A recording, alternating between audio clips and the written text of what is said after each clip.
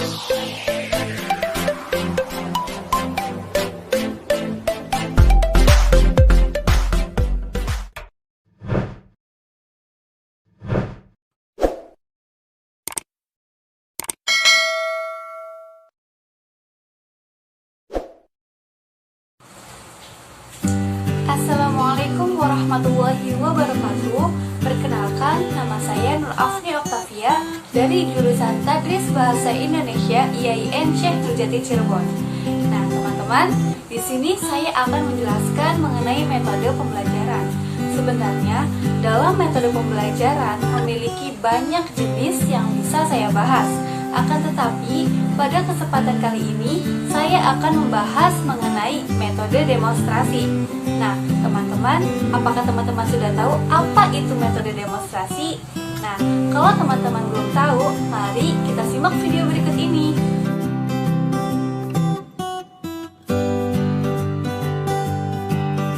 Selanjutnya, mari kita bahas mengenai pengertian metode demonstrasi. Menurut Muhyiddin Syah pada bukunya tahun 2000 di halaman 22, metode demonstrasi merupakan metode mengajar dengan cara memperagakan barang, kejadian, aturan, dan urutan kegiatan baik secara langsung maupun melalui penggunaan media pengajaran yang relevan dengan pokok bahasan atau materi yang sedang disajikan. Metode demonstrasi adalah suatu cara mengajar dengan mempertunjukkan benda atau cara kerja sesuatu. Benda itu berupa benda sebenarnya atau suatu model. Dalam metode ini, antara lain dapat dikembangkan kemampuan siswa untuk mengamati, menggolongkan, menarik kesimpulan, menerapkan konsep, prinsip atau prosedur, dan mengkomunikasikannya kepada siswa-siswa lain.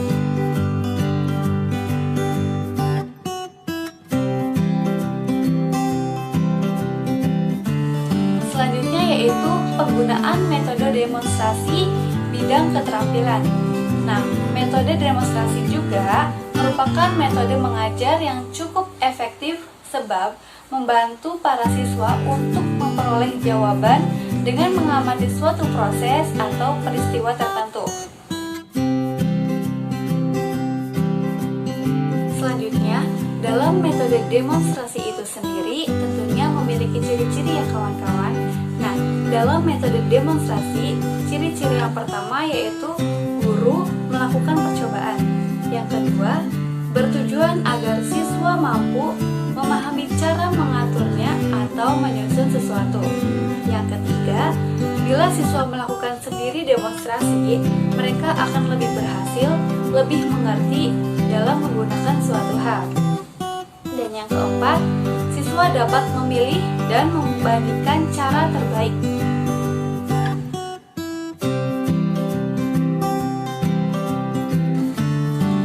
Nah, dalam metode demonstrasi tentunya memiliki kelebihannya kawan-kawan. Yang pertama, perhatian siswa lebih terpusat pada pelajaran yang sedang diberikan. Yang kedua, kesalahan yang terjadi bila di pelajaran ini diceramahkan dapat diatasi melalui pengamatan dan contoh yang konkret. Yang ketiga, kesan yang diterima siswa lebih mendalam dan tinggal lebih lama. Yang keempat, siswa dapat berpartisipasi aktif dan memperoleh pengalaman langsung serta dapat mengembangkan kecakapannya. Yang kelima, menghindari verbalisme. Yang keenam, proses pengajaran lebih menarik. Yang ketujuh, siswa lebih mudah memahami apa yang dipelajarinya. Yang kedelapan, siswa dilarang untuk aktif mengamati, menyesuaikan antara teori dengan kenyataan dan mencoba melakukannya sendiri.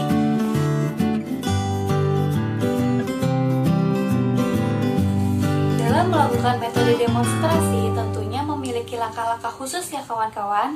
Nah, langkah-langkahnya dapat dipahami sebagai berikut. Yang pertama yaitu perencanaan. Di dalam perencanaan itu sendiri tentunya terdapat poin-poin penting yang harus dijalankan. Yang pertama yaitu merumuskan tujuan yang jelas, baik dari sudut kecakapan atau kegiatan yang diharapkan dapat ditempuh setelah metode demonstrasi berakhir. Yang kedua, menetapkan garis-garis besar langkah-langkah demonstrasi yang akan dilaksanakan. Yang ketiga, memperhitungkan waktu yang dibutuhkan. Selanjutnya yaitu langkah pelaksanaan. Di dalam langkah pelaksanaan juga tentunya terdapat poin-poin. Yang pertama, memeriksa hal-hal di atas untuk kesekian kalinya. Yang kedua, memulai demonstrasi dengan menarik perhatian peserta didik. Yang ketiga, mengingat pokok-pokok materi yang akan didemonstrasikan agar demonstrasi berjalan dengan baik. Yang keempat, memperhatikan keadaan peserta didik. Apakah semuanya mengikuti demonstrasi dengan baik atau tidak? Yang kelima, memberikan kesempatan kepada peserta didik untuk aktif memikirkan lebih lanjut tentang apa yang dilihat dan didengarnya. Yang keenam yaitu menghindari ketegangan. Oleh karena itu, guru hendaknya selalu menciptakan suasana yang harmonis. Selanjutnya yaitu langkah penilaian dan evaluasi. Kegiatan penilaian atau evaluasi dalam pembelajaran yang menggunakan metode demonstrasi berupa pemberian tugas seperti membuat laporan, menjawab pertanyaan, mengadakan latihan lebih lanjut. Selain itu, guru dan peserta didik mengadakan evaluasi terhadap demonstrasi yang dilakukan. Apakah sudah berjalan efektif atau belum sesuai dengan apa yang diharapkan. Nah, untuk contohnya sendiri, metode demonstrasi dapat menerapkan materi teks prosedur karena dalam teks prosedur terdapat beberapa langkah-langkah atau cara-cara yang dapat kita lakukan.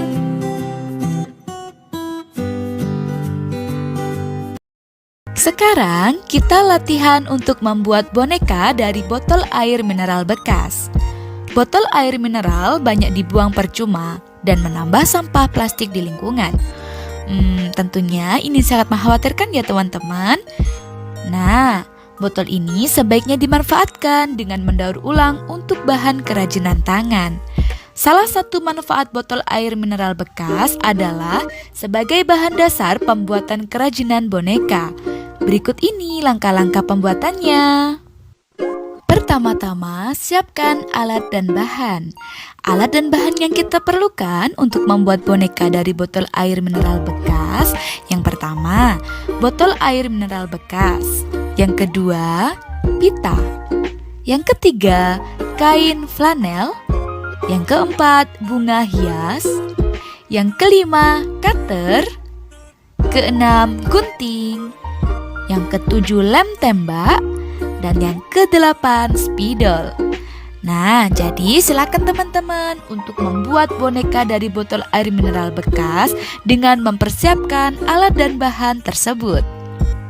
Setelah alat dan bahan dipersiapkan, sekarang mari kita membuat boneka dari botol air mineral bekas dengan cara-cara sebagai berikut. Yang pertama, kita mulai dengan memotong botol menjadi 3/4 bagian.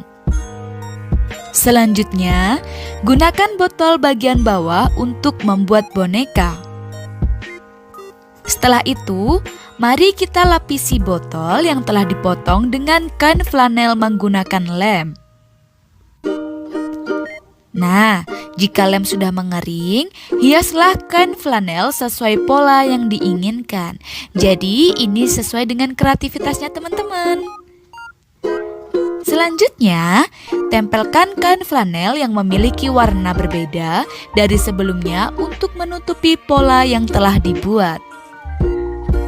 Yang keenam, tambahkan hiasan pita untuk mempermanis boneka.